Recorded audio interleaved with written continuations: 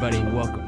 Welcome back to the Cinema Junkies podcast live. We are here with the one and only BP Edwards. How you doing, my man? I'm good, man. Happy to be here, brother. It's a pleasure to see you again. Yeah. Back on the show. Let's go. We had to bring you back for round two because we got some news that you've been working on some stuff as well. Man. And we definitely want to hear about it. We want to hear about all the good details. But first, let me introduce our producers over here. We got Cassius King in the house. How you feeling? Yo, what's going on? How you doing, everybody? What you doing? We're doing episode 4 with BP. Yes, sir. We back in the building. Back in the building. Zach in the house as well. Back on the boards. How you doing? Yeah, so we got the OG crew up in here today. Love to see it. So we're live here episode 4, BP Edwards, and let's just get right into it, man. The people at home, they want to know, what are you about, where are you from, and what are you currently doing? Cool, man. So again, I'm BP Edwards. I am a cinematographer and camera operator and photographer based out of Pasadena, California. I actually just moved to Alhambra, so I got to start getting comfortable saying Alhambra, but it's always Pasadena, city of the rose, man. I've been working nonstop for the past year. 2022 was really good for me. COVID really did set in perspective a lot as it relates to production, and I think that everybody that's doing production right now can attest to how 2020 did shape or reshape what it means to be a member of this community. I've been working as a director. I've been working as a cinematographer, as a producer.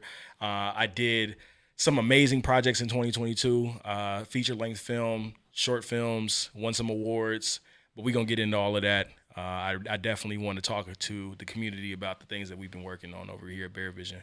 Most definitely. So, I mean, let's just start with that. You said what we're doing with BEARVISION. How did you start BEARVISION? And was that an idea that you had and then kind of fell into everything you're doing now, or did it kind of just start to grow with it? Yeah, so BEARVISION was the start. I started photography in 2015. I bought a Canon T3i from a dude I met on a Craigslist ad in a Home Depot parking lot and made my investment back, $300. I spent $300 on a camera, a nifty 50 and a kit lens, made it back within a month, and I was sold.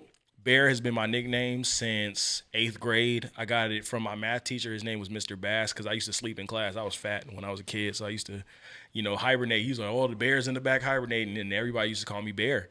So that stuck, and it's just my vision for the world. And it started with photography, moved into film, and now I'm just sitting in this director of photography chair, this director lens, and I genuinely enjoy being and doing all the things that I've been doing. When you were hibernating in those classes, were you having dreams about making movies back then? Nah, it's crazy. I wanted to be a video game designer. And I think that there's a degree of excellence in cinematography that comes in video games also, because people have to build those frames as you're looking at those visual effects and et cetera. So even in now, like virtual production and building in those LED walls and stuff like that, like all of that stuff comes from Unreal Engine. And that's the stuff that I was interested in learning when I was in school.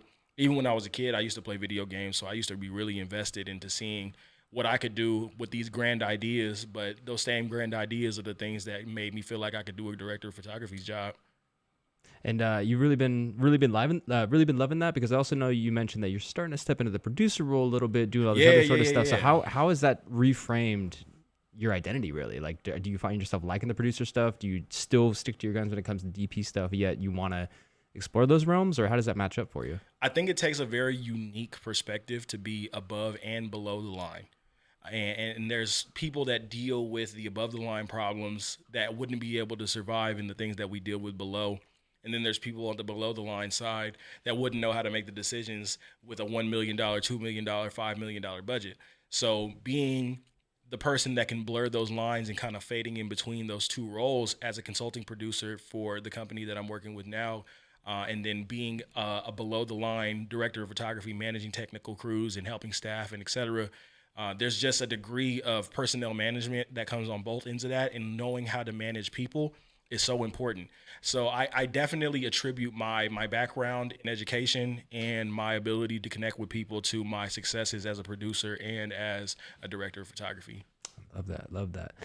So what are some things, were you always good with people as well? Because I know we talked a little bit before the show and in general, and you say like communicating with people and just kind of being that leader in those realms is super important. Were you always that leader, or is that something that you kind of just knew, hey, if I'm going to be this lead of department, such as, cinematographer, et cetera, these are things I have to get more comfortable with? Right. I think that it's always been the people business for me. Like, I'm not in the camera business. I'm not in the movie business. I'm in the people business. And making sure that people feel good working with my company or people that I bring on to projects or my network is something that I value. I've always been the person that was good with people. I've always felt like I could intermingle with different crowds. Like, I always felt like I was good with everybody.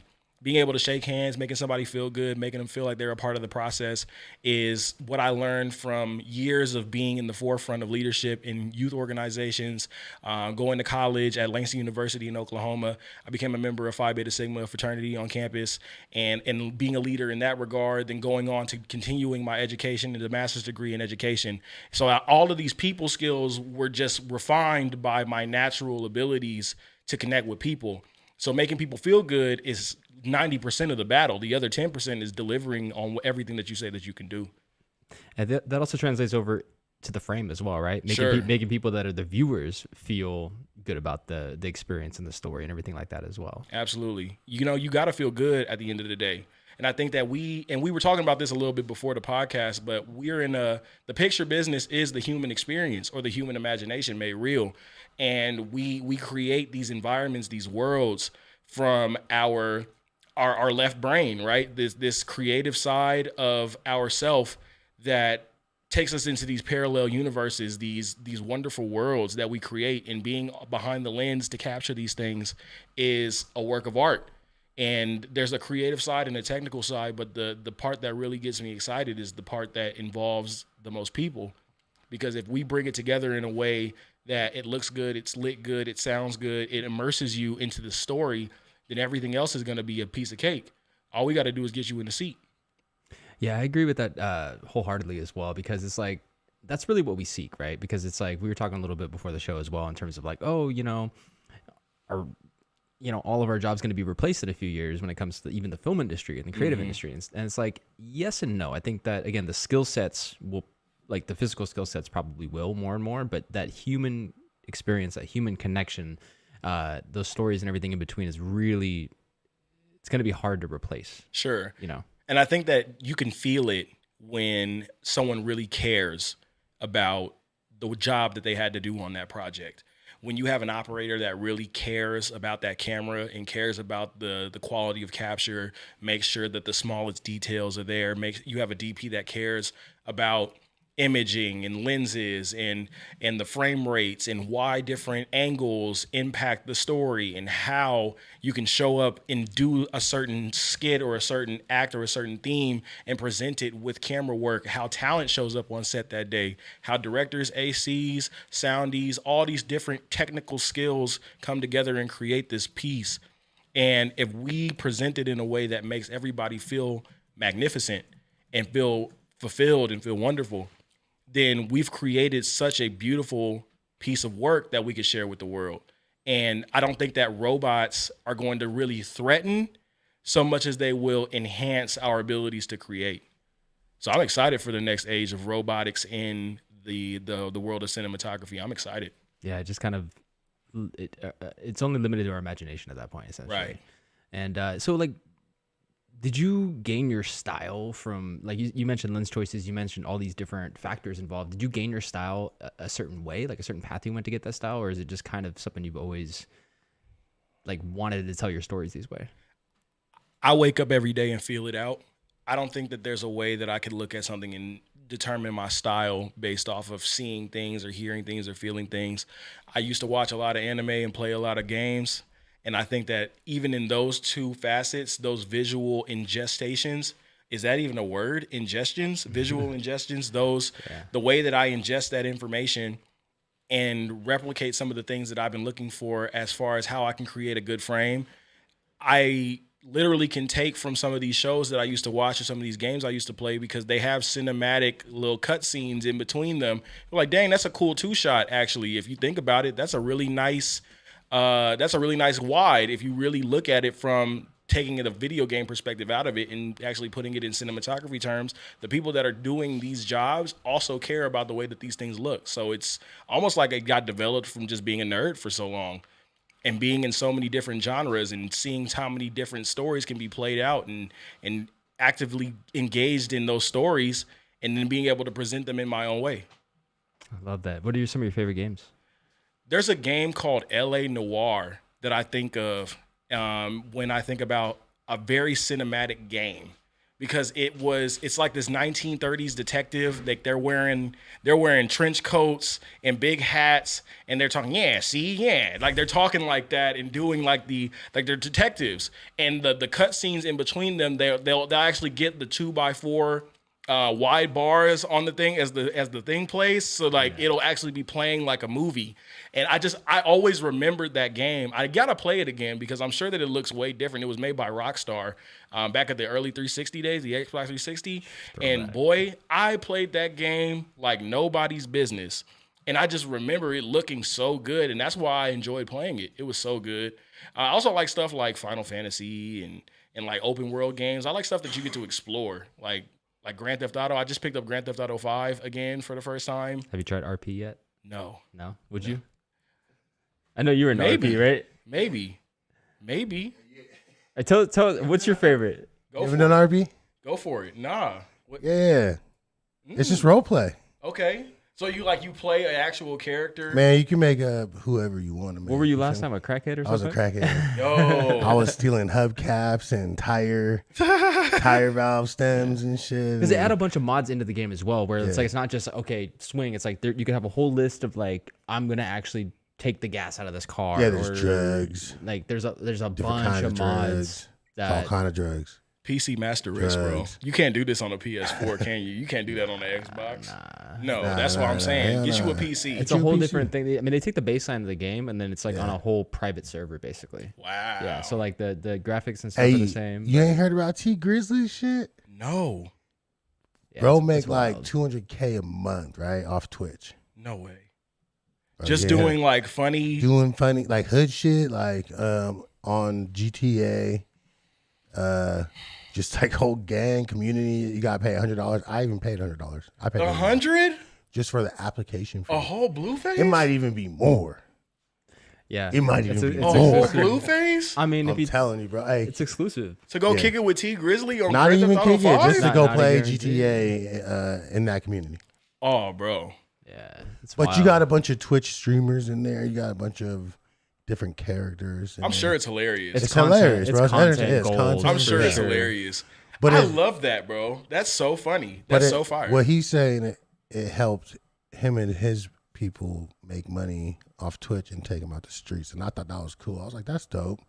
You know, motherfuckers ain't gotta be out there gangbanging, but they could be gangbanging on GTA to make it money. You feel me? For sure. Slinging GPUs and shit. You know what I mean? Knocking people out on there. Yeah, it's crazy. But no, it's a real thing, bro. Yeah, there's cops put you in jail.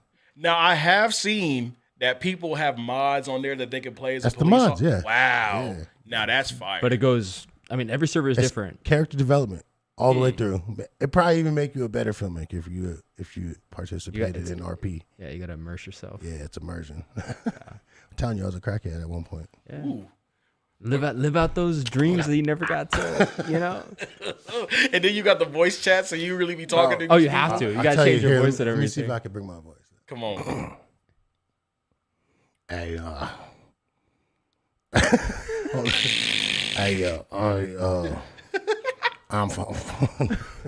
let me get them hubcaps. Yeah, let me get. Can I get a little hubcap? Come on, big dog. Let me get them hubcaps off you. Yeah, something like that though. Let me get $5. You're already halfway there. Can I wash your windows? $15. Hey, boy.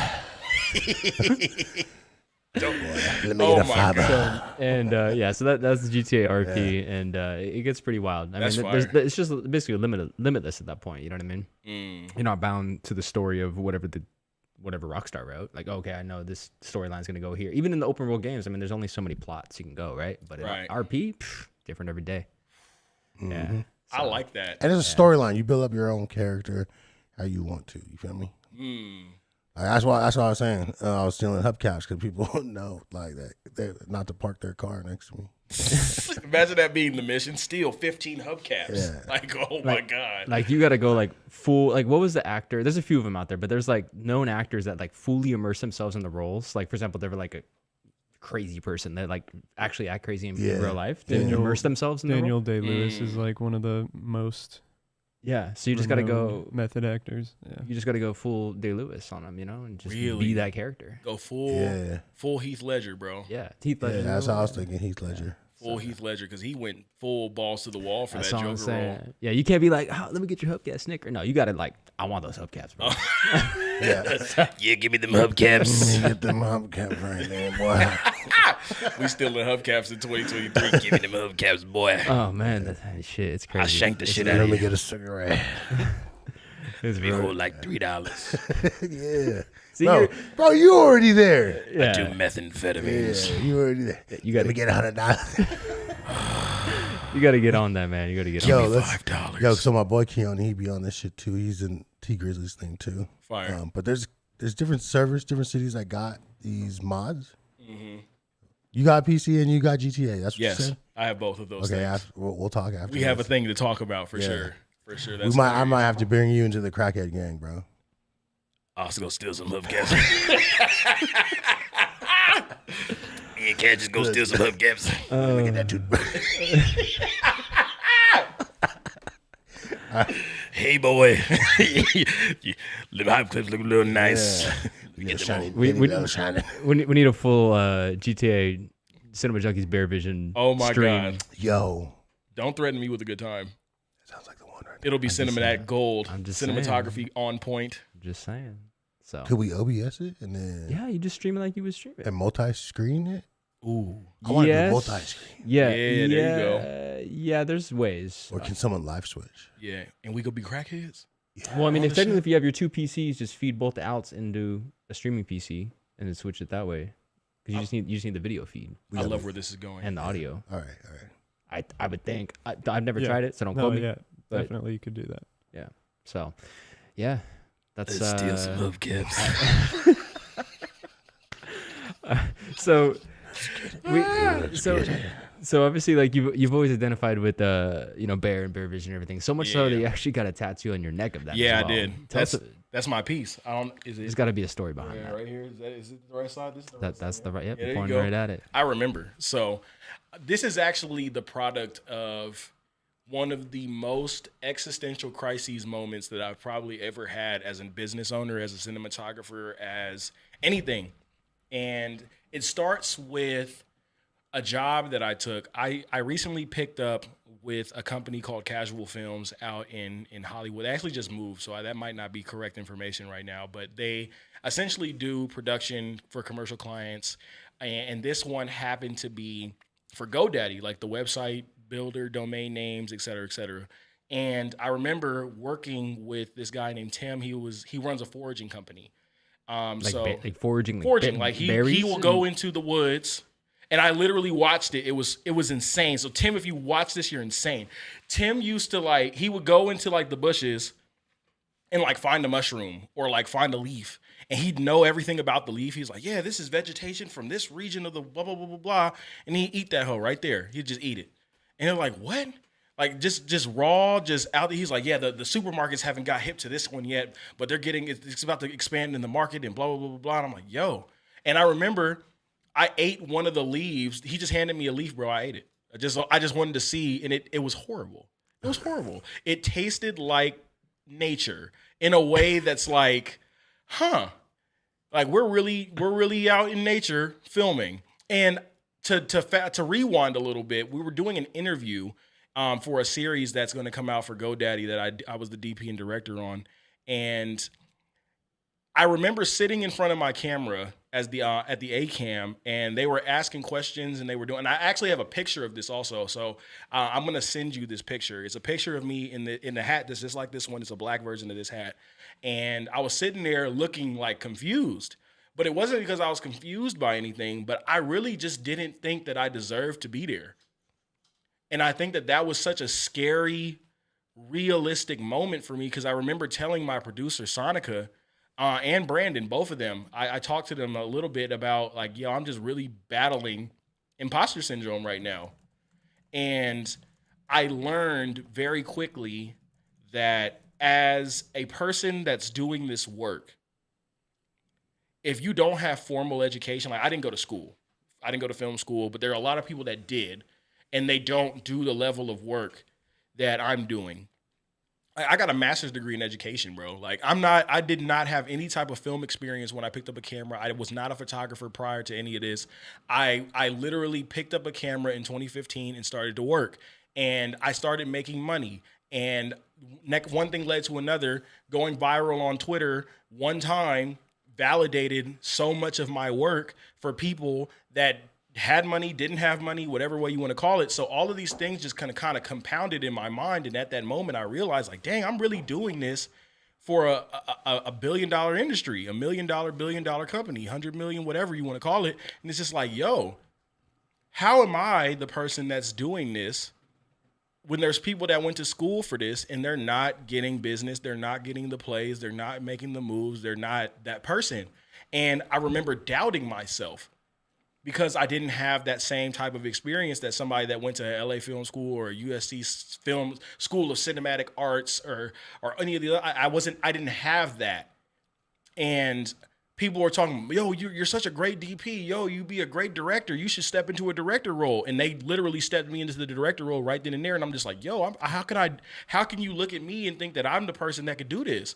But after like a week of thinking about it over and over again and considering all of the good things that I've done, that existential crisis kind of led to this moment where I called my sister Morgan, and she runs a tattooing business called Gold Lotus, a tattoo company and a clothing business. It's like an art tribe. It's a whole thing. I called her and I'm like, yo, I want to get a tattoo on my neck.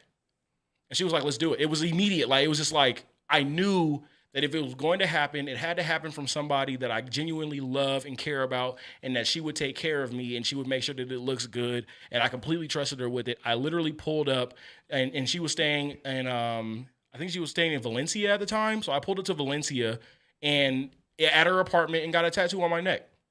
From that moment on, I was so dedicated to BEARVISION. I was so dedicated to my role as a director, a DP, all that stuff. I was so dedicated that I literally just like, I needed to have it branded on me.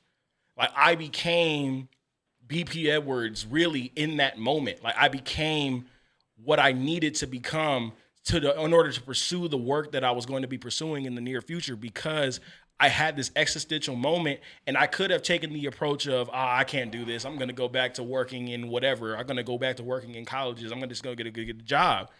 But I'm full time. Like, I do this every day. I'm thinking about it. Every day I'm researching. Every day I'm working. I'm literally grinding my ass off so that people can see that I'm capable of bringing these images to life, so I can do these jobs, so I can get this money, so I can expand my network, so I can work with other people. And it's always something. And it's just like, damn, I'm tired.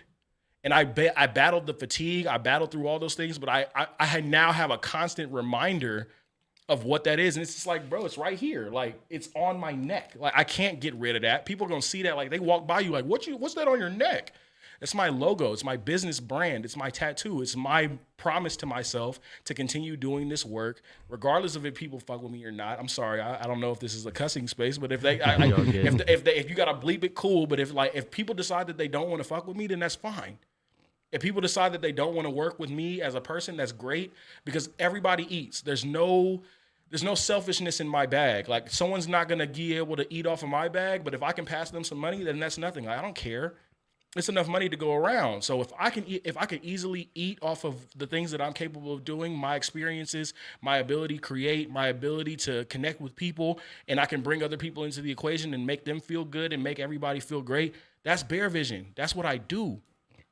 So me having this tattoo on my neck was just a reminder that I am capable. I'm confident. I'm able to produce.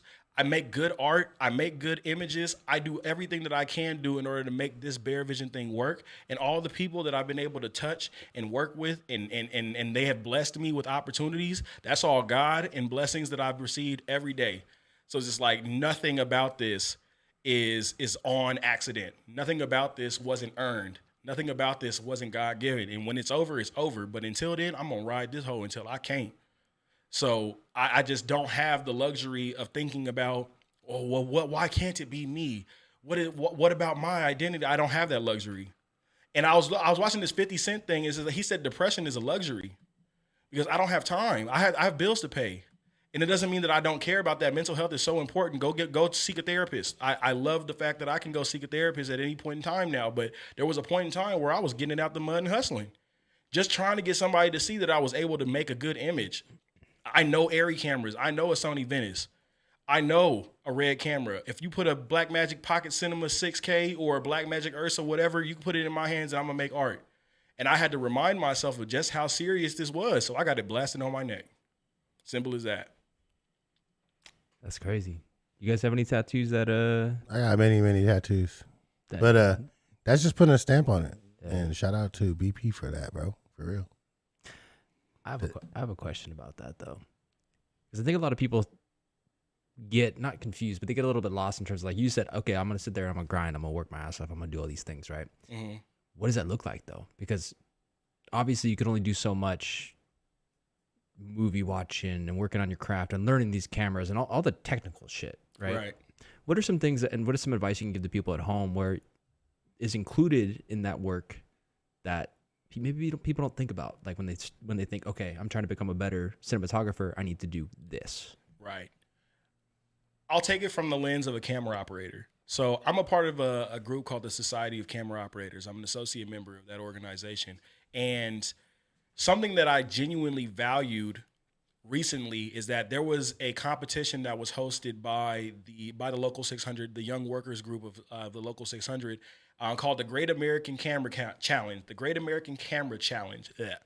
And it was almost like a battleground for people that work in camera to flex their knowledge on things that they are really good at.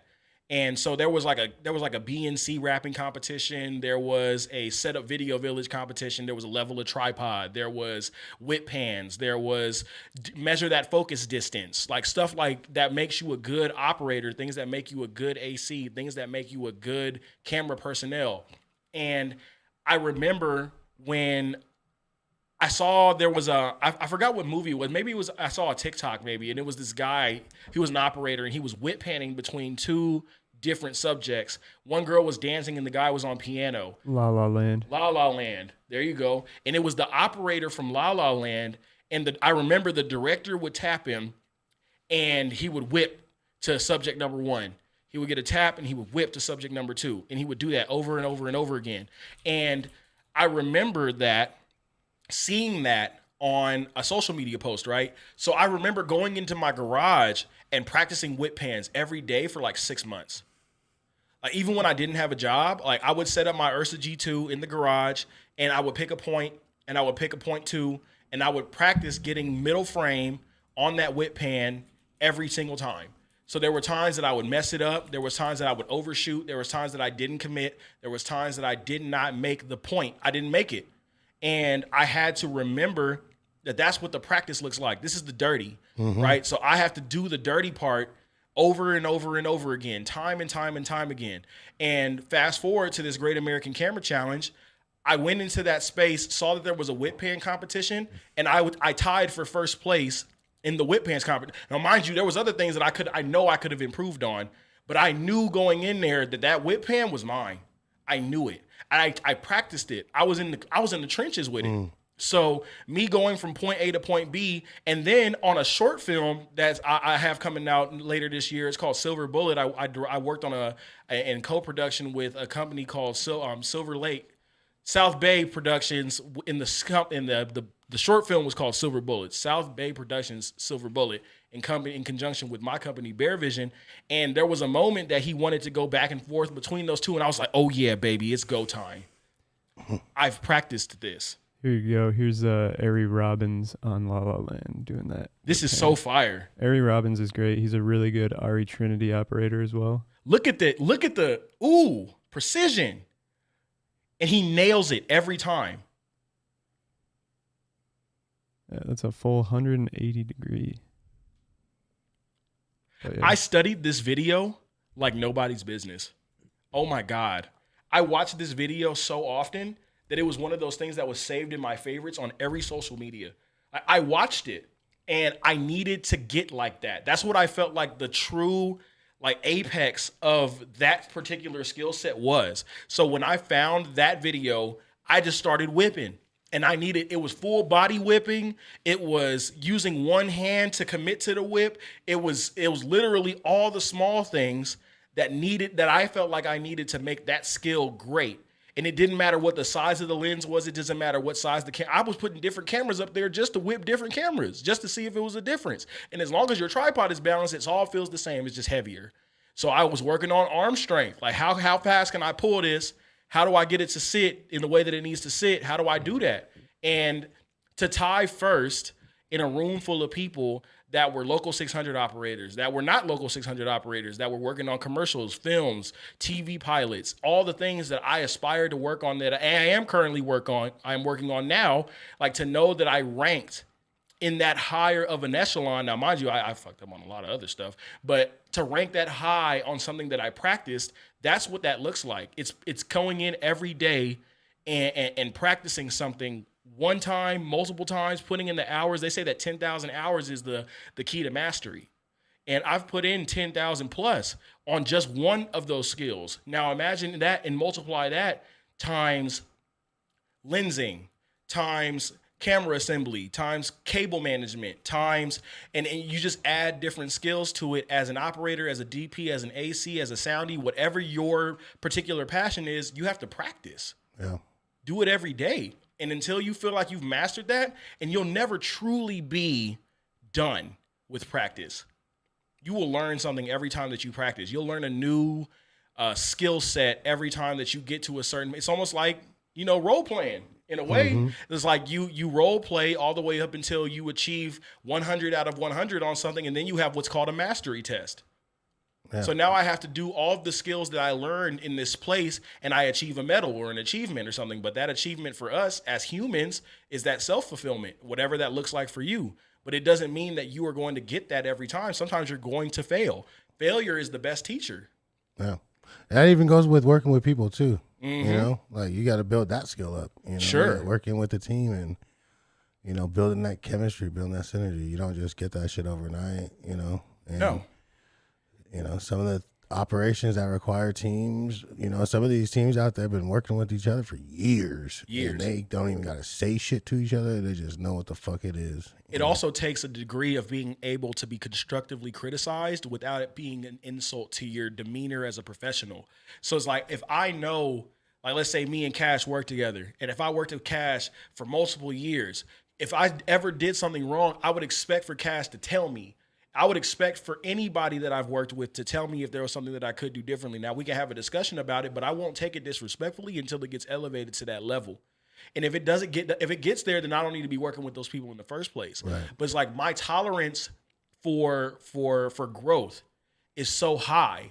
Like I can tolerate a lot of conversation that's taken constructively. I've had people tell me that all you got to do is shut the fuck up more, and you'll be able to achieve many more blessings. And it's like, instead of, I don't got to do any of that, I don't got to do it. Like, no, bro, I think that there's validity in that statement because it's self-reflection. I got to look at myself in the mirror and know that there's things that I can improve on. And when I start thinking about things from a higher sense, it's not about me feeling disrespected.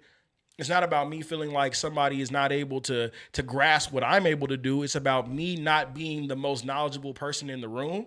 And because I'm not the most knowledgeable person, I can now go with a clear mind and conscience to go do and perform and execute and let somebody mold me. And it takes real courage to go onto a place that you know nothing about, in a space that you know no people, in a space that you know nothing about the operation of a camera or a system or whatever. It's troubleshooting. And I think that you had brought that up earlier.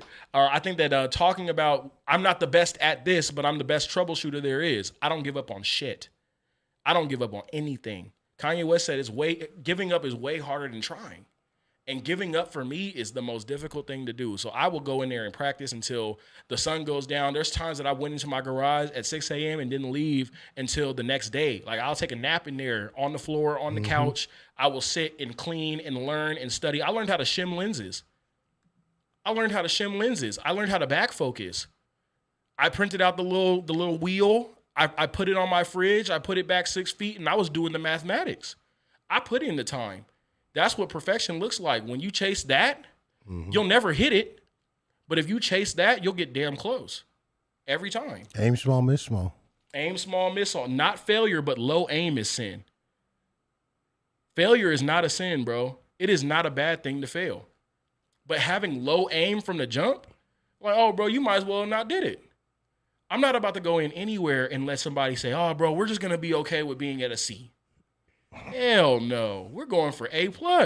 Now, if we land and get an A-, it's better than a C+. But if you get C+, if you go in with a C+ mentality, you're going to get C+ talent.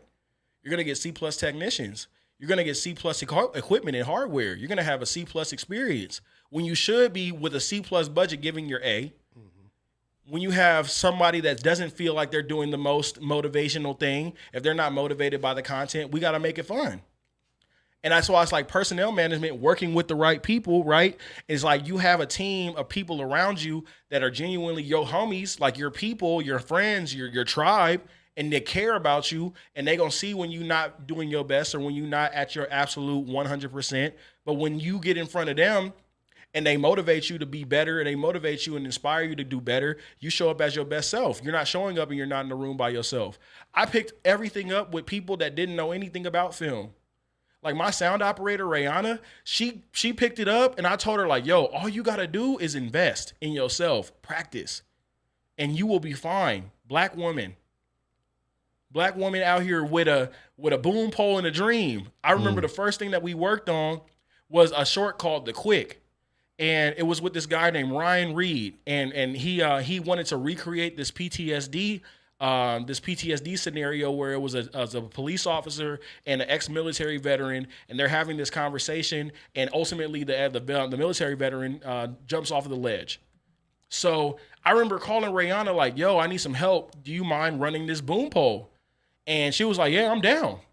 So she comes, I give her my Zoom H5 and this like cheap boom pole, and it was like a Sennheiser microphone, like one of like the old Sennheiser microphones, or maybe it was like a Sarmonic or something like that. Old, not good equipment, whatever. Yeah. Boy, she picked that thing up. She started angling and just figuring it out and doing all the different things. And I'm telling her, yo, bring it closer to his mouth, bring it closer over here, do this over here, because I've seen it on set before. I didn't do it. I've seen it before, and I was telling her, and she was excited about it. So at the end, we was talking like, yo, she said, I really enjoyed doing it. I said, keep investing. Keep going. And now a year later, she's doing her own features. She's doing features. She's doing shorts. She's doing commercial. She did commercials for Target. She's done all these different projects, and we started at the same time. So like that's my progression running buddy. You got to have your homies. And so it's like that iron sharpening iron motivates me to continue doing what I do, just like in the way that the cinema junkies, y'all work together and y'all motivate each other. There's some days that you don't want to do this work. There's some days that you get the imposter syndrome and you don't feel like you want to do this kind of stuff. And like, damn, bro, I'm just not feeling my most motivated, bro. But then that's when you got the homie to pick you up off your feet. Like, yo, bro, we got to keep moving. And if we got to go far, we're going to go far together. And if we fail, we're going to fail together. But failure is not a sin. Not trying is the real sin. That's something to think about for sure. That's a lot to take in. I'm sorry, bro. I'll be getting deep. I'm passionate, bro. I'm passionate. That was fire. That was definitely. I was sitting there like this. I was just taking notes, bro. Taking notes. That's amazing. And where do you seek your inspiration from? I know you're a man of God and everything like that. I'm sure there's a lot of other stuff that's you hold valuable that. When you wake up in the morning, what really gives you that fire in the gut? Because, I mean, it's like we all know we're capable, right? We all know, or not everybody, I guess, but at the same time, majority of us that are capable know that we're capable. We have those days where, things just don't really line up for you. What motivates you, and what advice do you have for people out there to really find that fire? I got a roof over my head. I got clothes in my closet. I got food in my fridge. And I got it all from a camera. That's all the motivation I ever needed. Like, I look at this every day. I wake up in my own apartment, in my bed every day. I open my eyes. I pay for the furniture in my apartment. I pay for it. I look to the right and I see the things that I've spent my money on. And I look and I have a bank account that has enough money to pay the next month's rent and all the bills that are associated with it. That gives me another opportunity for another month to go figure out how I'm going to make this shit work. I don't have the opportunity to not be inspired by the fact that I did all this with a camera. I did it all with a camera, and I will live and die by the camera. I'll live and die by this logo tattooed on my neck. It's just that simple. I don't think that motivation comes from anything but yourself. I don't look at anybody for motivation. I look towards God for motivation, but beyond that, I'm the God of everything else. I believe that I have full autonomy to pursue this dream in the way that I want to pursue it. And I don't need to know all of the facts. I don't need to know everything. All I need to know is that it's the place that God put in front of me, and that right now I'm able to close my eyes, open them, and I have a roof over my head. Because there's going to be a moment that if I don't have that money, bro, it's not going to hit. And one day I'm going to get a notice on that door if I don't do what I'm doing right now. So the more that I dedicate towards what I believe is the truth, and the truth is that God don't make mistakes. And everything that I've done to this point was not a mistake. Everything that I've lost up until this point is not a mistake. I lost everything in 2020. I had to move back in with my peoples. I had my own apartment. I was doing other jobs. I was working in another industry. I had to move back in with my family. And I was living in somebody else's lived space. Someone else pays for this. Being a 27-year-old man that can't pay his own bills, I was looking around like, damn, this don't look like me. I got to get active. I got to get on my feet. And I spent 2 years working through COVID. 2020, 2019, I was grinding. And I was researching, and I was figuring it out, and I was failing.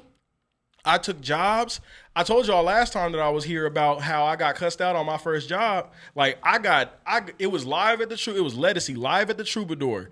And there was a guy, Chaz Hall, bro. And I'll never forget Chaz, because Chaz put me up on game in a way that I would never expect anybody to put it up on game, because I didn't take it as disrespect. I took it as a challenge. Bro pulled me off of a camera on a live operator set and got up there and did his thing, told me to sit at the monitor and watch. And I watched, and I got hungrier, because bro didn't have to do that. I've seen people get fired. Like, yo, get him out of here. Who's pulling focus on this? Get him out of here. Can we get another AC? It's that simple. Yeah, it's crazy. It's that simple, because there's so many people that are hungry for this. And I was playing around. Even if I didn't think I was playing around, bro, he's seen the shit that I wanted to do. I've talked to him, and he knows what I was capable of. He pulled me off, put me to the back, and said, watch. And he went up there and he killed it. And I went up there after he got off that camera and said, you understand? I said, yep, I get it. And I never got off of that camera again. And I remember hearing my name over the intercom. He was like, good shit, Bear. Thank you, bro. Thank you for investing in me, because he didn't have to do that. So that's what motivated me, bro. People like that, people that are actively trying to pour into people that didn't have to take that extra step but chose to, the people that believe in you when don't nobody else believe in you. So I guess it is a little bit more than that. I do wake up in an apartment and feel good about the fact that I paid for all this with a camera and my personality, but also it's the people that believed in me. I can't let them down. Can't let God down. Can't let my parents down. Can't let my brother and my family down. Can't let my girl down. Can't let nobody down, especially me. I believe in me. Yeah, it comes above everything pretty much. For sure. Shit, because you have all that, and if you don't have the belief in yourself. For sure. It's like when you go home and look in the mirror, do you like yourself? Do you like the person that's looking back at you? And if you don't like that person, then you got work to do. I think that I watched this Quinta Brunson thing so many times. She was on Oprah talking about, like, I think Oprah had asked her, what should every woman ask themselves in the dark when no one's there? Or something along those lines. But it was just like, when you're in the dark and alone, do you like yourself? And if you don't, then that should be motivation enough. Because I see myself doing all the big things. I see myself doing all the jobs that you could possibly think of, but I don't dream of labor. So I see myself getting out the game. But I'm working so hard because I want to get in it. And I'm in it now, but I want to stay in it. Yeah. Keeping it is hard. Keeping it is hard. That's massive. I think also too, it's so, because like you said, in the dark, because it's so easy to, with so much distractions around, to not actually sit with yourself and really ponder upon all that stuff. What's your morning routine look like? Do you meditate? You obviously, you pray and everything like that as well. What are the routines? What other things help you maintain that? Every morning, as many mornings as I can remember, I wake up, I look out of my window. My window not facing nothing, it's facing another building. But I remind myself that one day I'm going to be looking, it's going to be a nice little view out there. So that's step one. Step two, I go in there and I make me a smoothie. I put pineapple and bananas and strawberries, orange juice and coconut water into a blender, and I press blend, and I go into the room and I start fixing all my stuff up. I start literally going to the bathroom, do my thing while the blender goes, go out, pour my smoothie out, sit on my balcony and think. I burn incense. I burn sage. I burn Palo Santo. I think. I burn eucalyptus. I think. I stopped smoking. I started thinking more. And I started removing vices from my life that were distracting me from the things that I needed to feel. And every day I find a new thing that I have to start thinking about. And I think that might be that's what drives people insane, right? Like people start thinking at themselves in the mirror again, and it's just like, dang, bro, I have so much to think about. But then when it becomes overwhelming, I try to go up to this mountain once a week. I go up a mountain once a week, and I sit out and I look at all of LA County. It's literally a view from LA County. You can see Riverside, you can see the Inland Empire, you can see all of that stuff. It's out right there in Pasadena off of Cheney Trail. And I sit up there and I watch the world and I just don't think about anything. And I just let it all drain. Sometimes I go up there and I yell. Sometimes I go up there and I'll cuss at whatever, and I'll talk to God. And I believe that God is a come as you are experience. So there's things that I'll be talking about with God that I would leave up on that mountain. And then when I go back down that mountain, I just come back refreshed. And I think that the majority of what I do literally comes from the fact that I'm that diligent. I'm disciplined. I once a month, I check in on this book, Sun Tzu's Art of War. I read through that book at least once a month, just a couple of excerpts, nothing crazy, because I read it when I was a kid and didn't understand it. But when I picked it up as an adult, I started picking up the core concepts, the fundamentals of discipline, and learning something from that book on a regular basis reinstills my discipline within myself. So I meditate, I think, I burn my burnings, I think, I ponder, and then I go out and I start doing the work. I answer emails. I check my emails every day. I check my website every day. I check the social media stuff every day because in this generation you have to. And I continue to just instill positivity within myself every day. Is there a certain time that you're doing all this? I do this all before 8 a.m. Then what are you doing after 8 a.m.? Are you under your like daily like errands and? Oh yeah, I mean the daily stuff. If I got to go to grocery stores, but this is what you do before 8 a.m. is what you do daily. Absolutely, right. I wake up every day at like 6 a.m., 5 a.m. I think that 5:30 is now the new height. Like I've got up at 5:30 a.m. maybe since the beginning of this year, but all last year I was waking up at 6 a.m., 7 a.m. I'm a different type of beast, bro. I used to go to work, wake up at 2:30 a.m. Yeesh. Get to work at fucking 4:30, and now I don't even sleep in past 6. Mm-hmm. Sometimes I wake up at 4 a.m. and just lay in bed and like think about my day. Yep.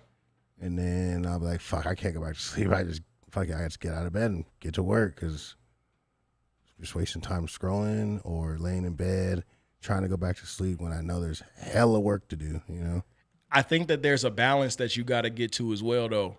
I used to be like that because I used to be so focused on, dang, I should be doing other things. Dang, I got other jobs I got to do. Dang, I got other stuff. But my girl, and I'm going to take a second. You got to have a good partner. Yeah. You got to have a good person that you come home to that you can call when you got a problem, that you can talk to about your issues, that's going to come with you real. Like, it's not about telling me what I need to hear. It's about telling me the things that I genuinely got to understand as a man from a perspective that's not from like me or somebody that thinks the way that I do. Like my girl is the complete opposite of me.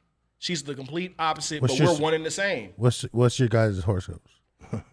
Bro, I don't even know about horoscopes. To be honest, her birthday, July 23rd, whatever that is, and I'm an Aries. That's all I know. I done been birth charted, bro, and that's the worst thing. Like, whenever I hear a woman talk about your birth chart, like, oh, what's your birthday? She about to birth chart the hell out of you. Like, oh, bro, I'm cool. I don't know nothing about that. I know enough to know that I'm an Aries in all three of the things. Right. Like, what is it? Sun, moon, and whatever. Water? Whatever it is. I'm an Aries in all three. So I'm hot all the time. I'm ready to go all the time. I'm ready to dip, go on a project, pull up on something, and I be ready. People are attracted to the heat, bro. So it's just like fire all the time. Yeah. Now, for anybody else that's around, it's just like, dang, where does he find all this energy? Meanwhile, on the inside, bro, I'm dying. Yeah. Like, and my girl just got through telling me that my self-care is terrible. Yeah. I didn't even realize it. It wasn't. How big is self-care?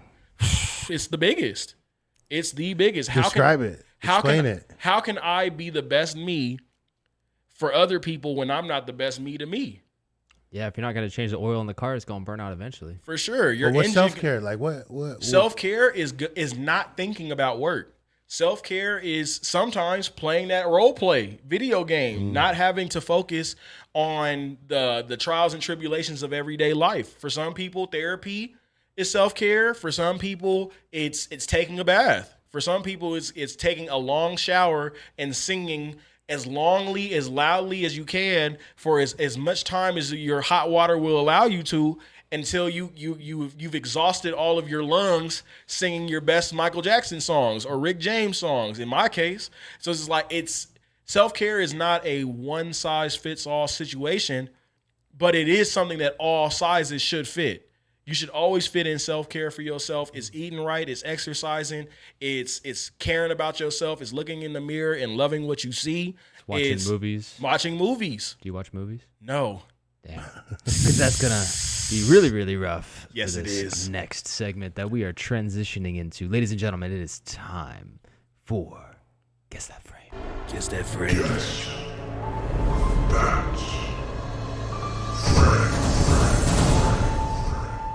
All right, we got Guess That Frame coming up. Hold on one second. You already This know is the not the vibes. frame. Do you know where this frame is from? Yeah, we're- Oh yeah, can we talk about this is your real quick? headshots. This frame. This Can we frame talk is about? from- Is this your website? Yeah, this is my website, www.bearvisionpnd.com. Yes, that is I. Okay. Tell us, give us a little rundown on it real quick. Yeah, so Bear Vision was founded in 2015. I actually incorporated my business in 2019, but I have been taking business and doing business since 2015. And we do full service. We take it from pre to post. And have production support and post-production support through our partnerships. I work with a couple of different companies in order to execute on the production side of the house. So going on location scouts, doing shot listing, doing lens testing, and sourcing equipment is something that that my company does in partnership with a couple of different rental houses across LA County. Production, I have a technician staffing business. So I have a technician list that I reference when it comes down to making technical decisions or technician decisions and bringing on people for crew. And then handing off a drive to our post-production partners out in Simi Valley. It's a company called Somewhere that they handle all the post-production. That's VFX supervising, that's editing, that's color correcting, that's musical scoring, that's all things top to bottom out of my brother Rex Wonders. Here you go. That's a quick rundown.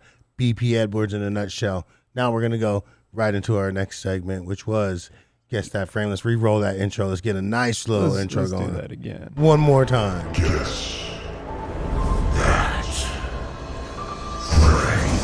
Oh, that always gets me hyped up. Here we go, boys. The rewards go higher every time. You might get $1,000 or a free hoodie if you get 5 out of 5. You only get 1 lifeline to the live audience or a FaceTime of a friend. You get 20 seconds to answer a frame, and you get bonus points if you can provide details and feedback of that frame. All of our frames are brought to you by Shot Deck. Are you ready? No. You're getting good at that, Cash. I like that. That was great, bro. You Like do that? voice acting for real? You do that? No. You should. That's No, RP. just role play. That's role play. Yeah, you he's go. stealing hubcaps. That's it. Yeah, I'm gonna tell you right now that I'm gonna steal those hubcaps right now off that car. On this car, there's no hubcaps on this car. If It's you get gonna be some a 0 out of 5, Cash is going to steal your hubcap. Steal your hubcaps. Damn, not off the charger. Right off the bat, Zach's coming out. You horde. What do we got? This is No I'm hard? coming out soft here. Soft, coming out soft. That's soft? Yeah. Yeah, I don't know. This should this be is an easy really one, right? easy. Nope. Yep. It Desert, is. I rundown promise- car. I promise Nope. it's an easy one. Dystopian. Nothing? Dystopian. What is it? Road? What is it? Road? What's the road? You're- Not road. You're close. Yeah. Road Warrior? Yeah. What's You're the getting there. So it's the name of the guy. Yeah. That's the name of the guy. No, it what starts with is- the name of what the is guy. the name of the guy? It's some sort of road, sure, but who's on the road? Who is this character? Who is this angry man on the road? in the middle of the desert looking for water and a rundown car? We could not. You be, know we it could is. not. Yeah, give you any you're more talking about hints the right same now. thing, right? He's talking about the same thing. Yeah, who's this Yeah. angry man with 3 letters for his 'Cause name? you were gonna say what road? Not road warriors, but like Mm. if you're angry, All right, Road we are. rage? This is gonna be a very Yeah, very. we're gonna crawl through tough this. segment. Yes, 0 out of 5, baby. Oh yeah. Cash is gonna steal your hubcaps. Oh for sure, for sure. But yeah, bro. Nope. Okay, so you want to use the lifeline on this one? Maybe. On your very Lifeline first right one? out the gate, bro? Yeah. Jesus. I don't know. Who would I call? You know what? I know exactly who I'll call. I wonder if he's gonna pick up. Are you sure you want to? Are you use sure it? you No. want to use Lifeline on first round? I'm gonna lose anyway. First and foremost. But So you're so close, though, I feel like. Mad Max. Oh, Hey, why did you? He said it so confidently, like Yeah. he. I don't know. I didn't know. I just for some reason that name just pinked in my head. I love how you're like, I don't know. Mad Max. Yeah, Mad Max. Mad Angry Max. Man on Jesus. and Angry the Man. yeah, because road it was, part? Road Mad to Max Fury, right? Fury Road. Or Fury Road. Oh, So So that's you why were when you close. said road, Yeah. that's why. Yeah. Yeah. damn. Oh, is this the number 2? It's number 1. This is That took me a while. The sequel. I think it's the sequel. Yeah. We're gonna edit everything Either that way. happened before that out. Just go straight to Mad Max. Just make me seem like I know what I'm talking about. All right. Nope. All right. Frame number. We're live. So we got it. Frame. We'll give you that one. 101. Yeah, he got it at the last second. That was Damn. like on the Yeah. buzzer. Yeah. Oh, Oh, sure. I need to get a buzzer. Yeah. You All do right, that. You got to get Here Yeah, we go. for sure. Number 2. Frame 2. Oh, you did. I come did. in. I did. But okay, so my tough. my excuse is he said he wouldn't get anything.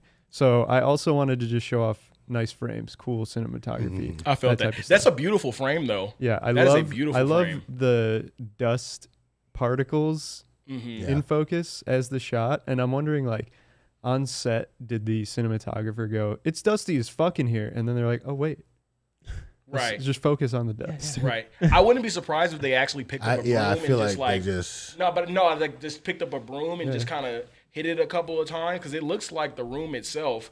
Like it doesn't seem like there's any artificial haze elements in there. It just looks like they might have just swept a little something up from the floor. It might have still been added in there because remember when we were on Satanic Hispanics when we did the final boss fight scene, they dusted it all down. Oh, they yeah. put cobwebs up, so they used practical dust in that scene. So Right. It's probably something similar here, maybe not to that extent. So But because this you can see one- in the floor, it's kind of patched.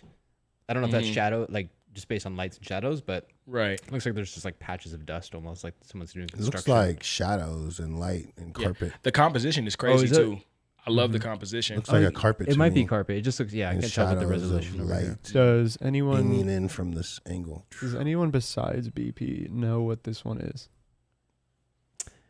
You might have to I throw can't this even one help out you. my I way. I don't know what it is. I didn't help you. Okay, Yes, so sir. See, and then I can this give you is some hints. Let's see. How can I give you hints? I mean, look at the. It's a movie. How about this? Let's ask questions because you're the only one that knows. We can all help BP out. Nice. Yeah. Let's ask some questions. Movie? Big major movie? Yeah. International or domestic? Semi-international. Hmm. There was a sequel to this one. Wait, if it's semi-international, is it like in the ocean then? Since it's not quite. I hate I it. think it would be North America, maybe. I don't know. So it's Canadian. No. Oh. Okay. Here's a huge hint. Is this Other border.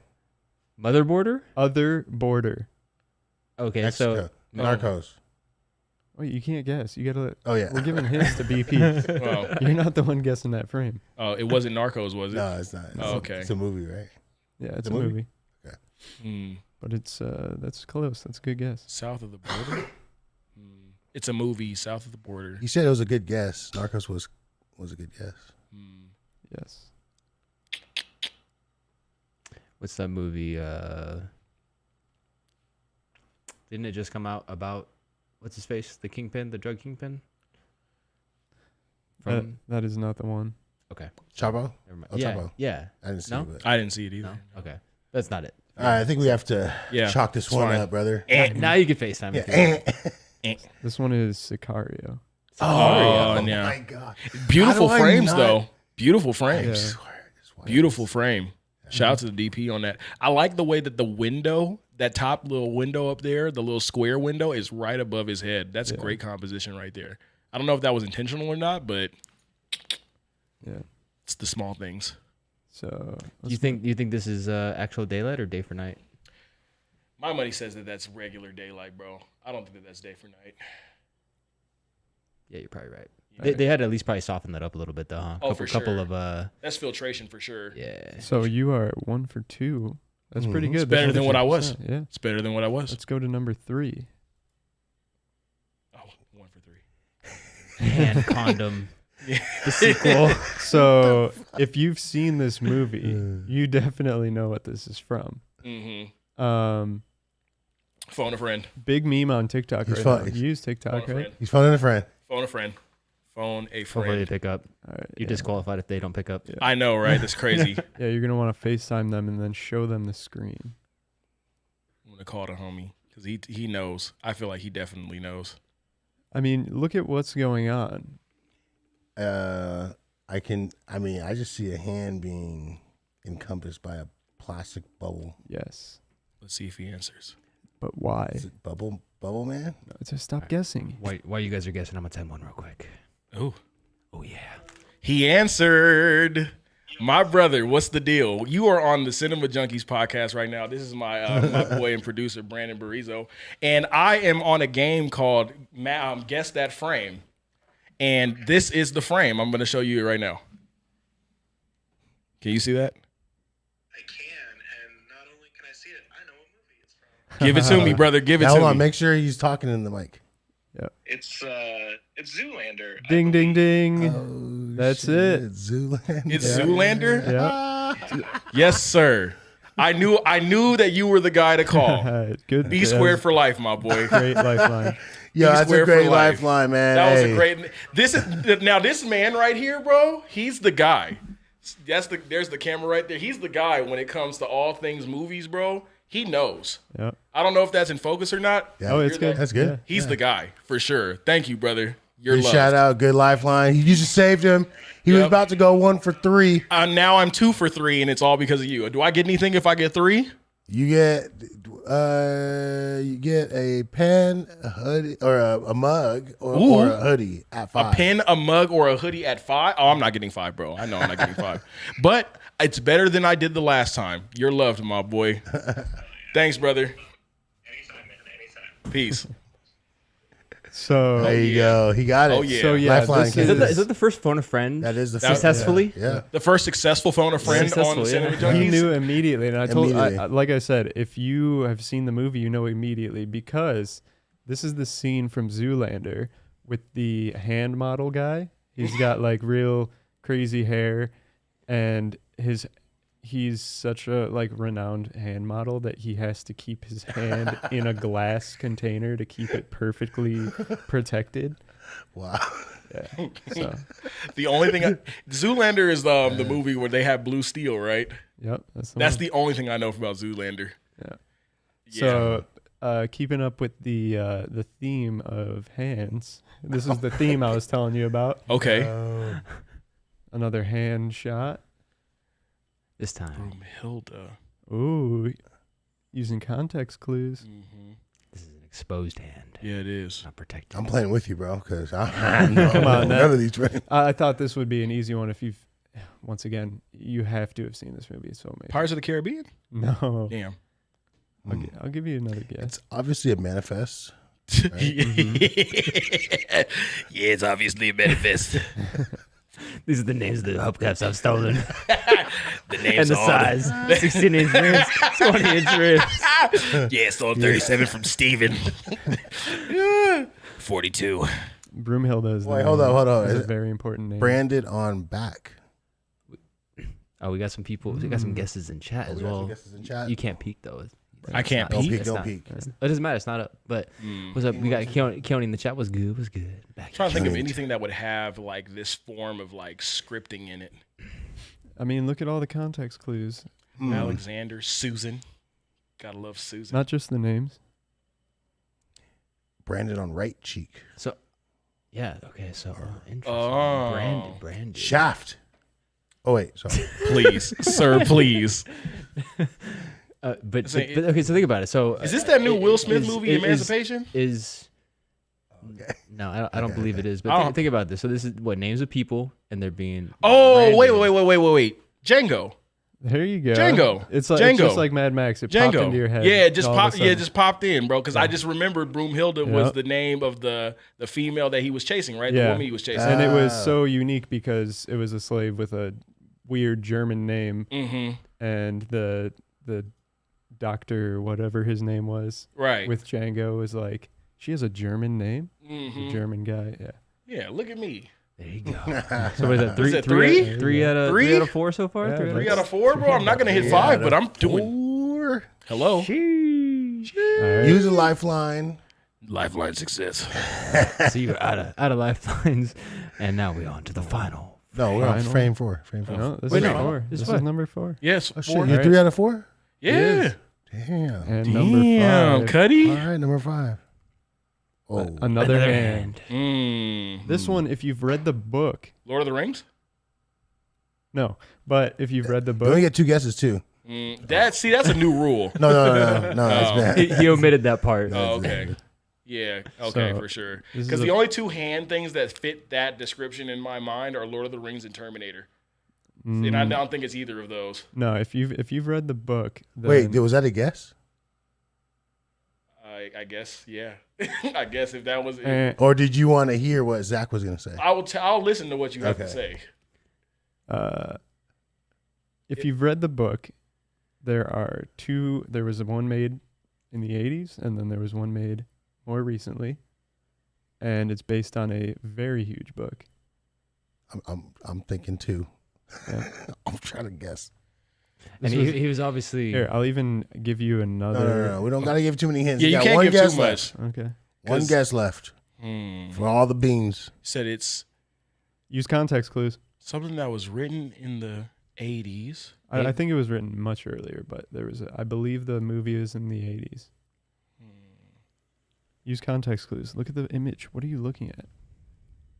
Is that a desert? An Is that ashy ass sand? hand. Is that sand? Are they disintegrating? Do they need lotion? For sure. This That- episode brought to you by That CJLA. hand needs jerkins. And 5. Yeah, bro. Yep. You got me. Stump. I'll take All right, so this one is the trial from Dune, where he puts his hand into the shit. box. So I don't know if you've read Dune. I don't know if you've. I've never read Dune. Okay, so I read like the first half of it, and then I was like, I hate reading. But this Nice, is a nice. very like important part, or a very memorable part. He puts his hand into the box of this like witch or whatever she is, and has to pass this trial. It's like you pull your hand out, you die or something like that. Shit getting sizzled. And it's It's a excruciating. good movie or what? And I haven't seen the movie. Oh. Oh, you ain't seen the movie? Well, we got geeked out dads. Yeah. I guess he's seen it or hasn't finished it. Nice. Better than the 80s. Let's go. There you go. So Well, 3 out of 5, I was baby. hoping the sand would help a little bit. But wait. On this week of Guess That Frame, we actually have a 6th frame. Damn. Can you guess this frame? I'm going to lose. Let's see if he knows Bonus. it. Let's see if he knows it, ladies and gentlemen. Bonus Dang. frame. Frame. I do know that frame. Do ya? Do you? Yeah, because it's my frame. It is my frame. That's from an upcoming feature-length film Let's that go. I was able to DP entitled "A Reservation," directed by Paul J. Wilson and produced by Britmo Incorporated. It is coming out this year. It's about 4 friends that go on a journey with their teacher and end up going into some satanic, ritualistic. There's some stuff going on. People die. It is a psychological thriller movie inspired by the works of Martin Scorsese, inspired by the works of Stanley Kubrick, and it's definitely something that I'm proud to be able to put my name behind as a DP. My first feature as a DP, and it was 40 days of filming in a couple of different places, and we are in post-production now. So looking forward to being able to share that with y'all. Actually, the post-production launches this Thursday. The Seed and Spark launches this Thursday, so I'll send y'all the link. Yep. And then when the premiere comes up in LA, we want to have to see the Cinema Junkies there. I'm expecting a full Cinema Junkies. I'm expecting a full Cinema Junkies tour to come through and see what we got going on. But A Reservation is coming out this year. We're in post-production right now, and everything's looking fire. Go ahead and pull that frame up one more again. I want to give a shout out to my AC Ann, who saw this in the water and decided to capture this frame. We had filmed this. We were in Seattle at the time, in this nice house. One of the benefactors and executive producers for this project, her name is Sue. She opened her home to us, and she had this indoor pool, bro. It was beautiful, and this is actually a reflection from the indoor pool going into these wide windows that were at the back of it, and the whole scene is it's phenomenally shot. I think that was one of our strongest sequences that day, because it shows the descent into this inappropriate relationship between two of the characters. And you really get to see how those two characters flesh out their development as the time goes on. But it ends up being a really strong piece about, betrayal and sex trafficking, bringing up some themes that are very deep and near and dear to the people that were on the production team. So I'm really looking forward to showing this to the world. It's an amazing project. We had to sneak that extra frame in there. You already know. That was a I good appreciate that. Yeah. Thank you for sliding that one in. Shout out to the team that made this all happen. Shout out to all the crew that made that happen. And being the DP on that was amazing. I love that too, because it's like, just looking at this frame as well, it's very abstract, right? Because like there's the distortion in the water, which is kind of distorting, the lines and the frame of the actress there, and just the tone and the color and the composition. It just really, really works. So. I just want to know where those waves came from. That's pretty cool. Right. Yeah, So is that just normal? So water without waves? giving up too much of the plot, there's someone in the water. Oh, okay. There's someone in the water. So that was practically done with the intention of it being, seen like there's somebody in the water is creating a disturbance in the water. So and we've got a couple of good like frame of a frame within a frame situations that I really enjoy. I love a good frame in a frame. So this was just right up my alley as it relates to capturing what I believe is great cinematography. So shout out to my AC. She's a genius. Her name is Ann Baker. She's out in Seattle. Shout out to the genius. She's the genius. I love it. Love when you have just those happy accidents. I think is what the saying is. Like you said, it just happened. She just happened to pick up that shot there in that frame, but it works really, really well. Mm-hmm. So Yeah. It's kind of like what you did on Stand Your Ground, Mike.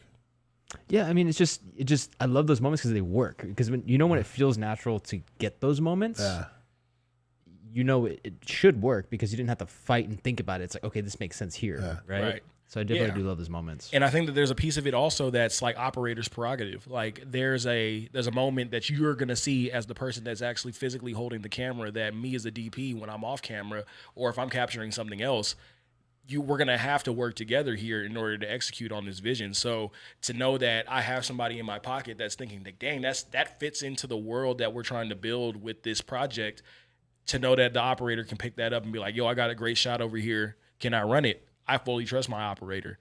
And I think that that's what being a strong DP is all about, having those keys in your pocket that you can trust in order to execute on your vision. So this was fully just a great execution on a shot. It was fantastic. Yeah, I really do love that as well. And I just realized this about myself too, going over that whole process.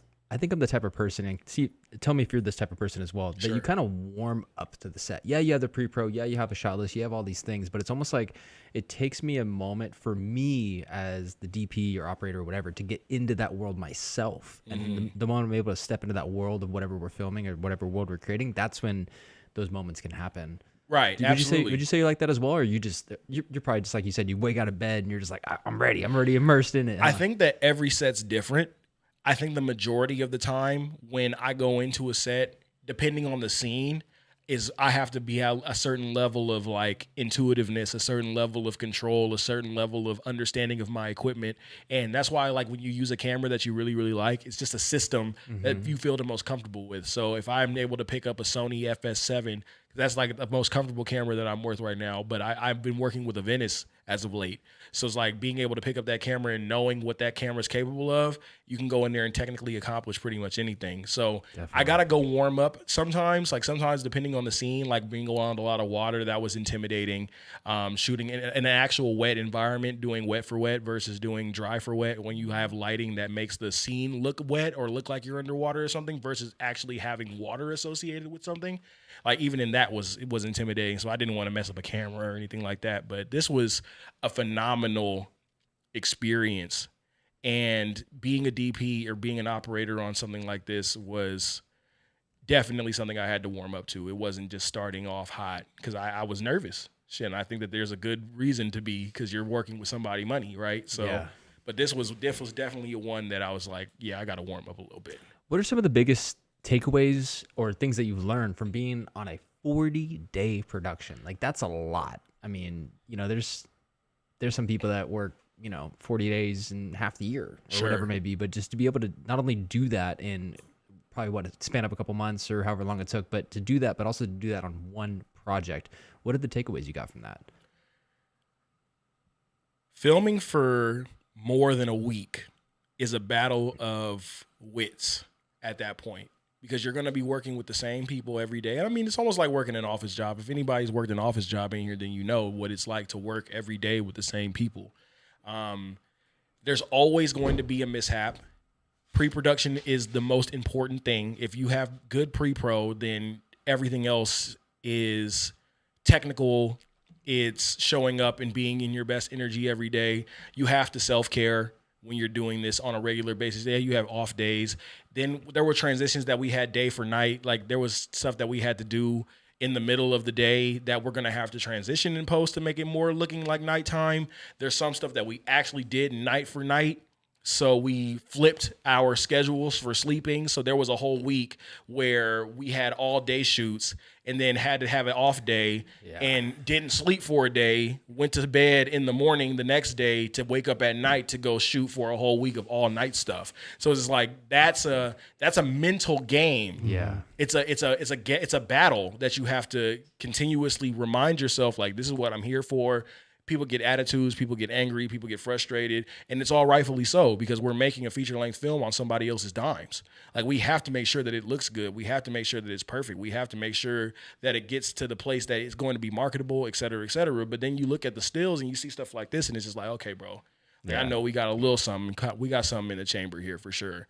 But I think that the hardest takeaway that I have is that when you're built for it, you know. Built for the extended periods of time? When you're built for this life, when you're built for that life, you know. And there's some people that you meet that are not built for it. There's some people that you meet that could be built for it but aren't willing to put in the energy. But when you're built for it and you put forth the discipline to make it happen for yourself, you know. And showing up in those spaces, showing up on that set, knowing how to execute, knowing even when there was a lack of something, to be able to pull a team together and execute. And know that you've done something fantastic at the end of that project. Like, at the end of it, it's just like, yo, we did some heat over here. And to have, like, production be looking at that like, dang, bro, I don't know how y'all did it, but you did it. Yeah. Dang, I don't know how we pulled this off, but we pulled it off. Dang, I don't know how I know how we did it. And I don't got to say it too many other times, but I know that God is always there. God is always listening. God is always watching. And he knows that when you're ready to execute and when you're that person that knows how to do this, you know. So it's like, don't lose faith in yourself. Don't lose faith in others. Don't lose faith in your situation. Don't lose faith in the ability to create. And yeah, I think that that's the most beautiful thing you can do, is believe in yourself, for sure. I'd absolutely agree. I know, Cash, I think, what's your limit? You said you want to be on set no more than like a week? Yeah, I like to. 40 days, could you imagine? I mean, if I was getting paid my full rate, I could do it. You know, makes it a little easier. Yeah, it makes it a little easier. That bag gonna hit. Yeah, that bag gonna hit. But it's like when you lowball me, and you give me crumbs. It's like it's not gonna make me feel any better. Sure. Add a little salt to the wound, right? Right. Yeah. So I just tend to not take those jobs that are ULBs in 40 days. Right. If they're that. Right. This was a job I had to take. Yeah. This is a job that I felt like the connections that I had made up until that point, in order to really solidify who I was to those people, like to make sure that I made my presence felt in those spaces, I had to do it. And I enjoyed it. Like, there, like, ups and downs, I had a great experience, you know?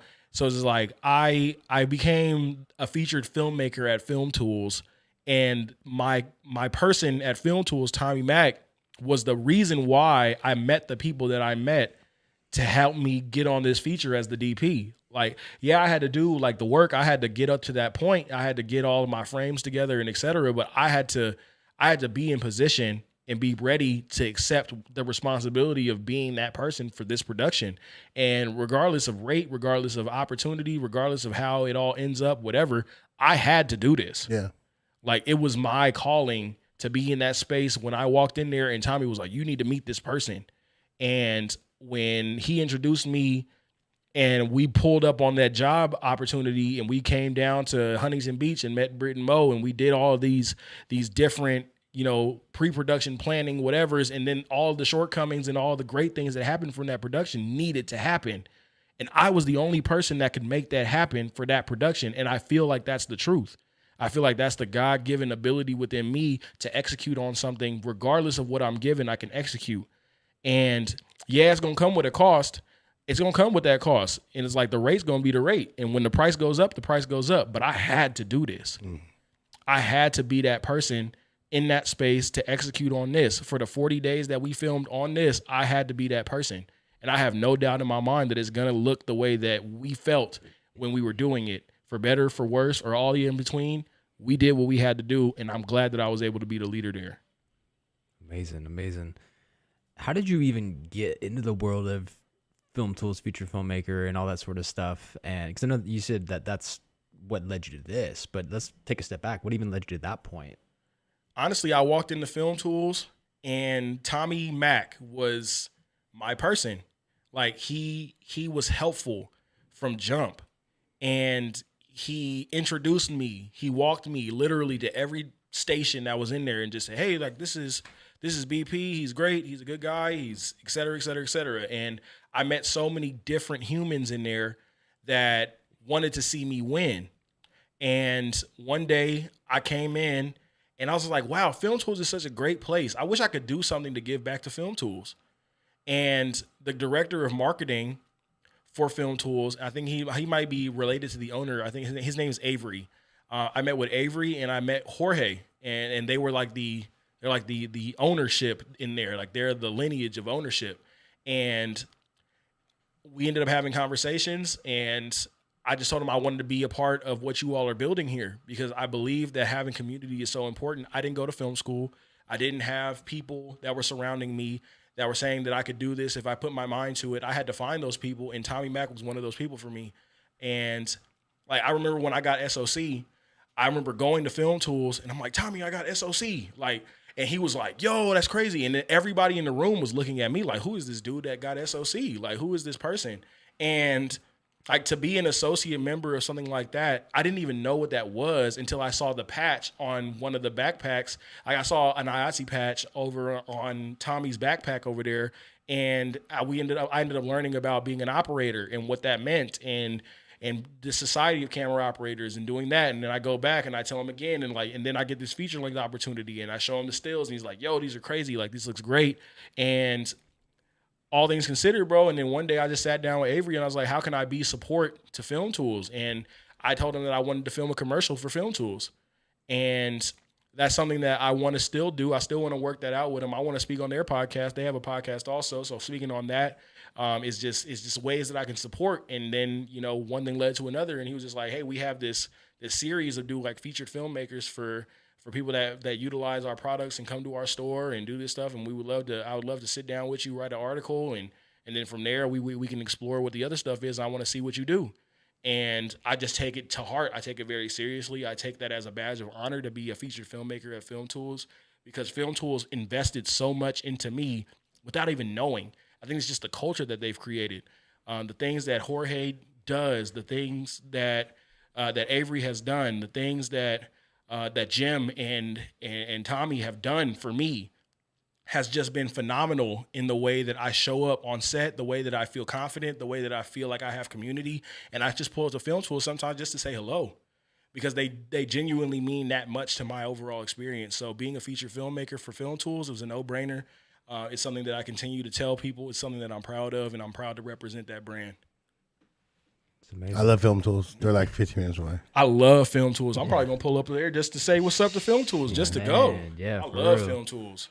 For real. Yeah, we definitely need to go in there. And go We see have what's up for available them. sponsorship slots. Hey, actually, we got this a lot of this audio setup from Film Tools too. Yeah. Nice. This Nice. roadcaster and everything as well. Nice. So, yeah, Really good spot for sure. Film tools. Film tools. Don't steal any hubcaps over at Film Tools. They're safe with me. I love it. What are some common myths, man? Like, what are some common myths about being a DP in LA and just like the whole experience, right? I mean, because you learn what it really takes as you go along the journey, right? In terms of, like you said, the self-care and all this other stuff, Sure. all these factors. What are some of the myths that you really, really want to get out there and just dispel for people so that way they don't get locked into that mindset of whatever the myth is?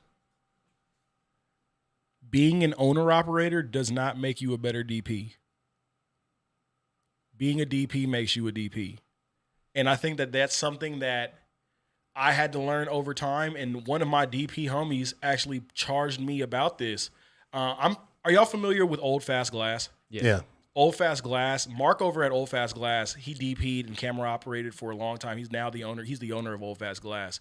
And I remember being in conversation with him, and he kind of put me on this mindset of people are not hiring you because of the equipment that you have. They're hiring you because of the person that you are on set.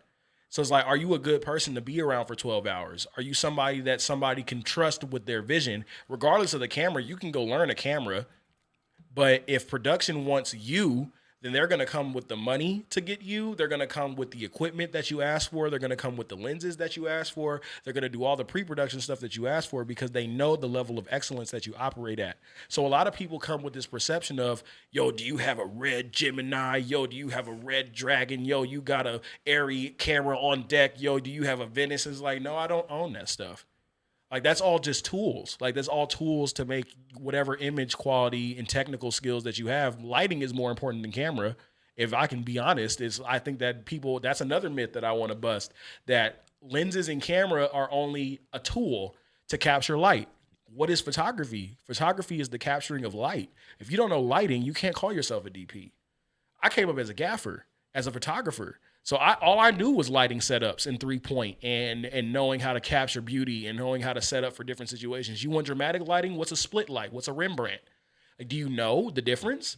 And positioning of a light, even like the time that y'all took to light this, there's a thought process in why you chose to light the way that you did because you care about that attention to detail. Now, all the things other than that, you could do this with any camera.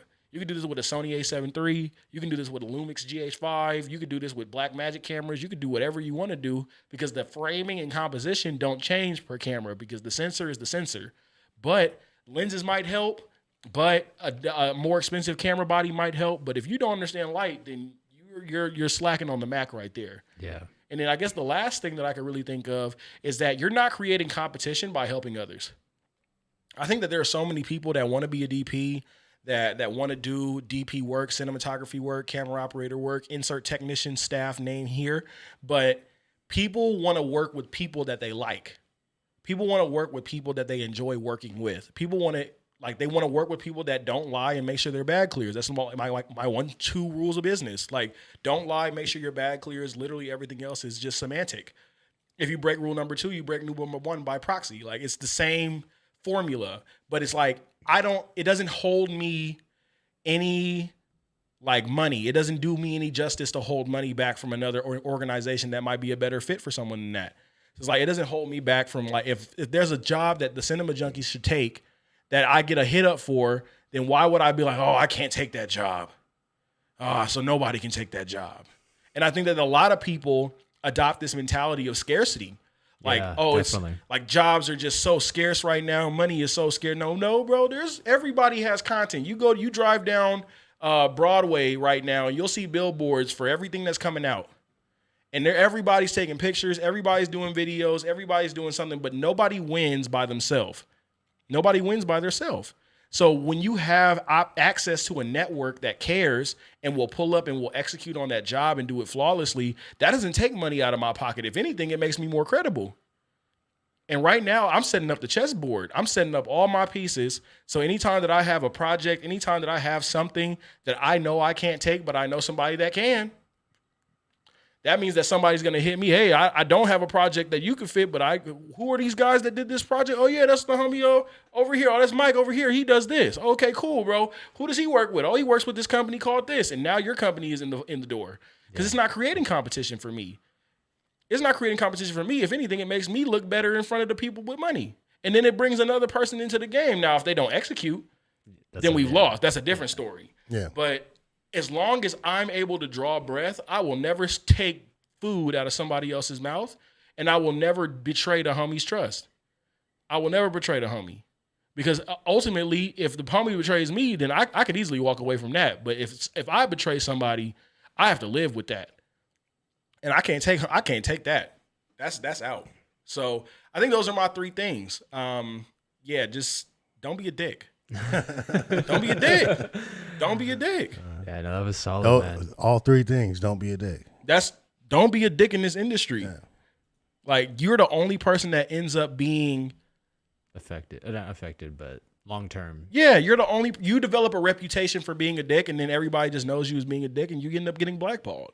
Or you get so high up. You can only get so high up when you're doing things wrong. Not really wrong per se, but you're doing things out of maliciousness. When you operate out of maliciousness, like you're intentionally looking to cause some harm or some you want to do bad by somebody, like when you move that way, that ultimately leads up to you having to reap what you've sown.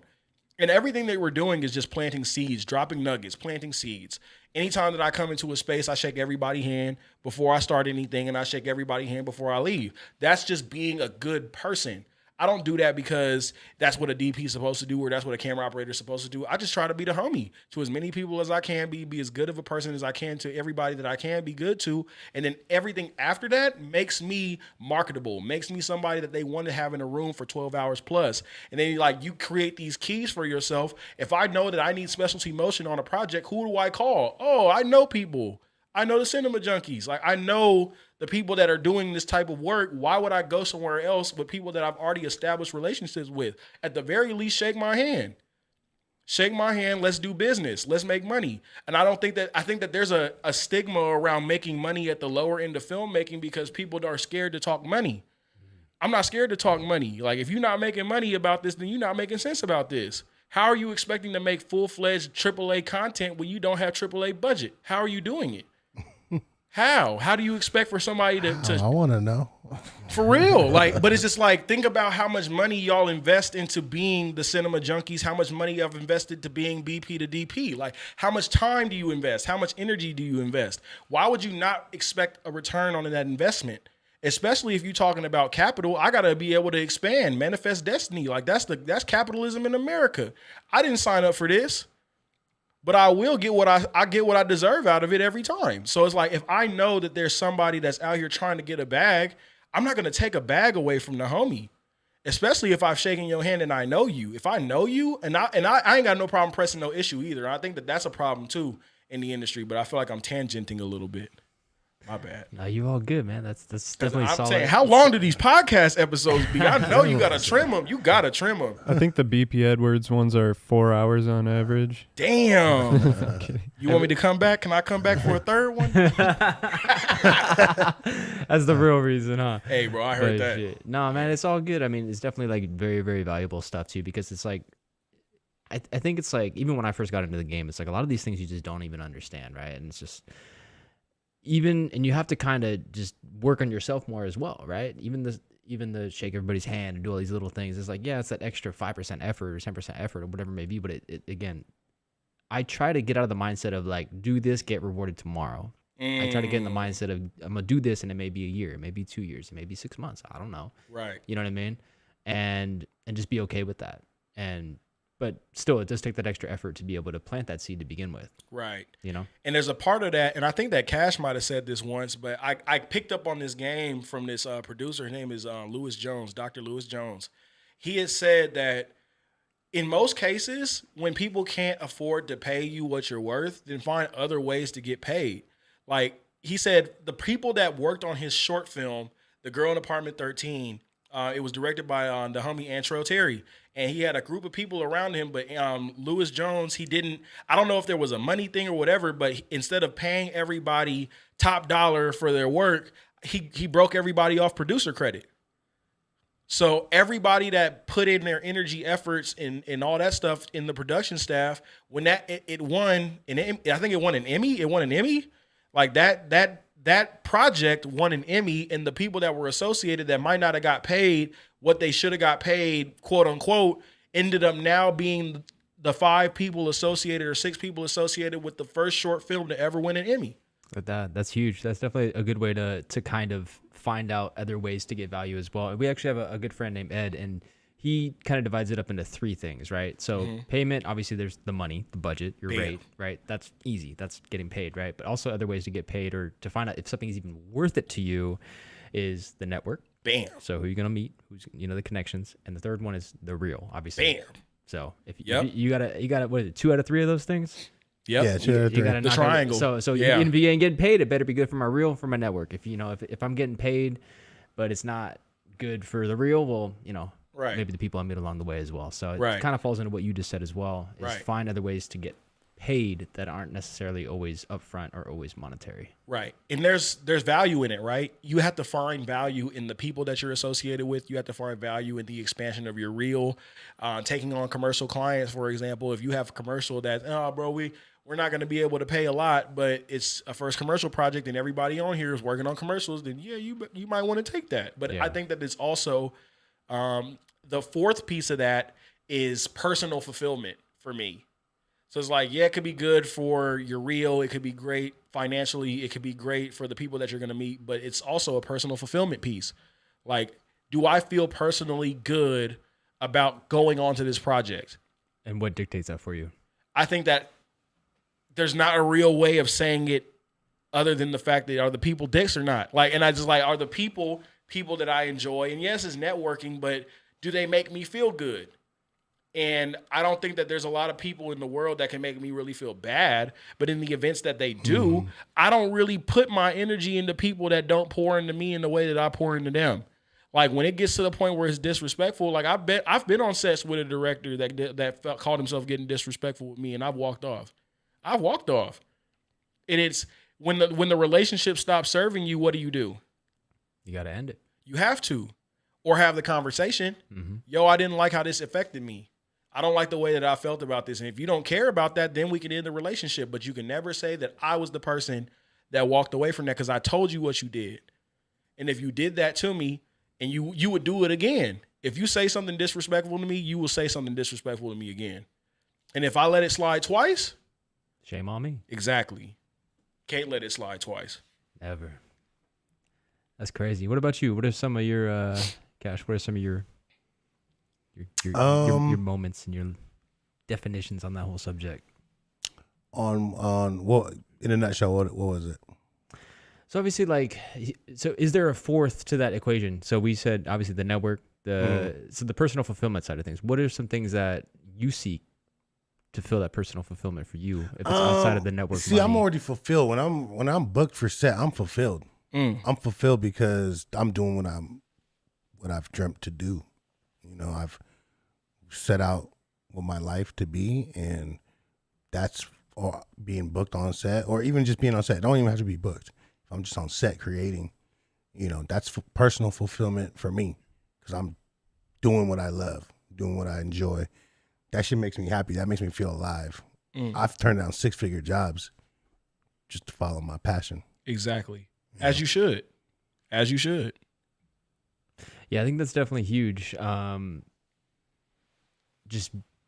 I think just the realization that it can happen for you, because we sit here as creatives and we talk, and literally even those that are our friends or that are closest to us, there's always one way or another to have work or set or something or production be involved with that, right? So it's all consuming to our daily lives, and to actually be there and get on the field, get in that playoff stadium or Super Bowl or whatever it may be, it's don't necessarily matter, what it is going on around you, but you're there. You're on that field with the stadium lights and the crowd and everything. And you worked for that, whether it was from 10 years ago, elementary school, etc., or, you just picked up a fucking basketball yesterday, whatever it may be. Here's what throws us off too is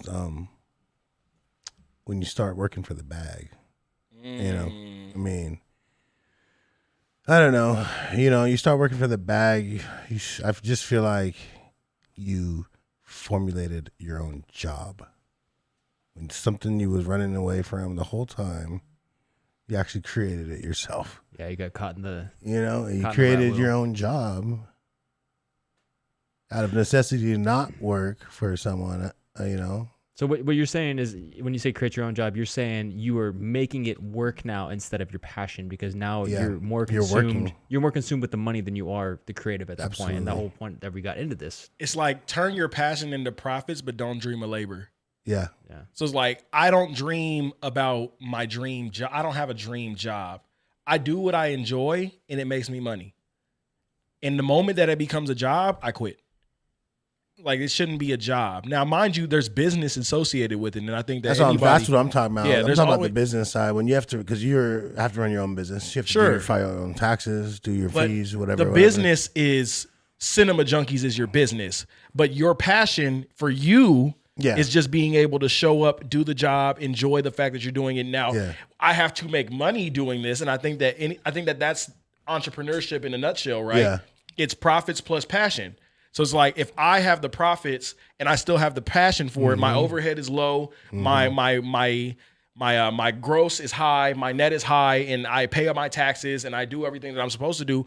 I do good business and I get away with a bag. It's as simple as that. Yeah. But as far as, stressing about the fact that I have to show up and do this job, now it's just a job Yeah, for exactly. me. Like, now it's not me being a DP and enjoying being a DP. Now it's me, I gotta show up on this commercial again.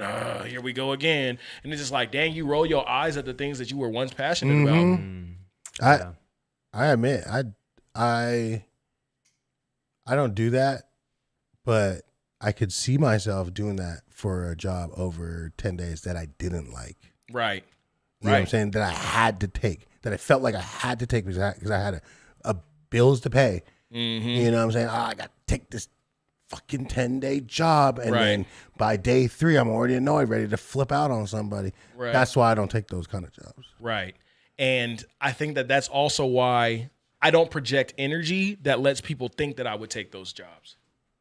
I don't even put myself in the position to be in somebody's space to think about me, to think that he would take this job. Because I try to be as good energy as I can be, and you can only do so much. There's going to be times that people don't have the same level of energy that you do. There's going to be times that people are not in the same wavelengths as you. But when you present yourself with the energy of, hey, I'm positive, I want to be here, I'm excited to be here, everything is going to work out in the way that it's supposed to. Even when things don't, I'm still going to troubleshoot and be my best self. That projects a certain energy about you that protects you from the people that would take advantage of that. They will fall off to the wayside. Like, people will fall to the wayside just based off the fact that you are that good of a human that they can't take advantage of you. They can't take advantage of your energy. They can't rob you of your joy. Yeah. And the joy is always being technically precise. I have such a yearning for just technically executed that. excellence. I love technical precision. It's just Like, if you're not being precise about it, then you're being reckless. sure. You know what I'm saying? Sure. Because I also think that goes down to how much you practice and how much you are trying to better your craft at the end of the day. Right. You feel me? Right. Absolutely. And And it even goes down when we're out in the field. Like, we see something that's off, and let's say it's just a production we're on, and it's not paid, and we're just casually putting something together. Most of the time, I give the comment like, and I don't know if anyone else does this, but for I me, probably do. I'm like, oh, it's fine. I can leave it. Or Like basically, you don't treat the not Practice. as good practice jobs or the specs or the low Yes. budget the same as you would yes, absolutely. as a big budget. And Yeah. it's like, yeah, I agree that I can see why, because I can. I just don't want to bog people down. I don't want to make people. I just feel like I don't want to make people work.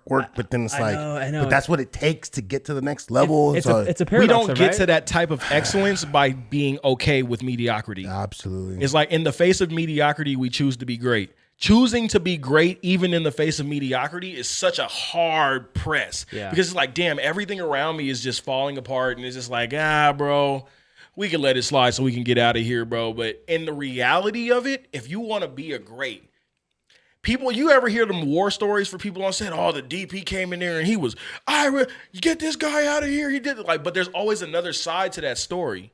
There's a reason why that dude got removed from that situation, and now he's still in the industry here to tell a story. Because even if we don't agree, the ultimate goal is always excellence. When the goal stops being excellence and starts being mediocre, like, oh, we did the job, then nobody wants to be associated with projects. Nobody wants to give that same level of energy to that project because it's like, bro, just let it slide. And if I ever get to the bro, let it slide, you might have to take me off of the camera. Because it's like, there's some stuff that you start letting slide and then you start really letting it slide. Oh, yeah, like, I've letting shit slide and I go back in the edit room and I'm like, fuck. Yes. Yes. Why did I let that shit slide? Oh my God. Can we go back to the question about things to dispel from being a DP? Yeah. Never, ever fix it in post. Yeah. Fix it in post does not exist. Fix it in post. Let that burn like the Salem witch trials. Scarlet letter, burn it. Do not fix it in post. It is not fixable in post. Do it on production or do it in pre. Post-production should be the easiest part of production. Yeah.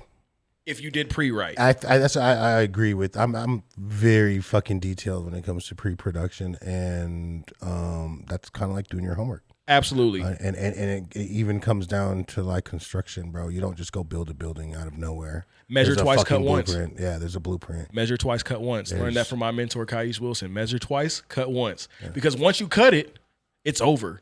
Now, if you if you undercut, then you can't get it back. Like if you cut something too short, you can't get it back. Now, if you cut and you extend it out too far, you still have a little to work with up there. So it's like when you shoot at do you shoot on Sony cameras?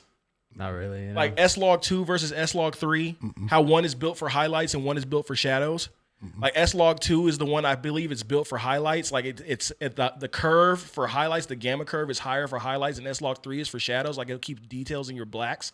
So it's like if you shoot the wrong S-Log in the wrong situation, it'll fuck your footage. And it's just that simple. Like some stuff will look bad because it wasn't shot in the correct format. So understanding all of that in pre will prepare you for such an easy post-production phase because you're actively taking the steps to make sure that your post-production is easy, not saying we'll fix it in the editing room because you don't have that luxury of fixing it in the editing room. If it looks like garbage on your camera, it will look like garbage when you put it in post. That's why good camera technology, like the Arri cameras have I think they said 6 stops of highlight and shadow recovery. 6 stops is a lot of light.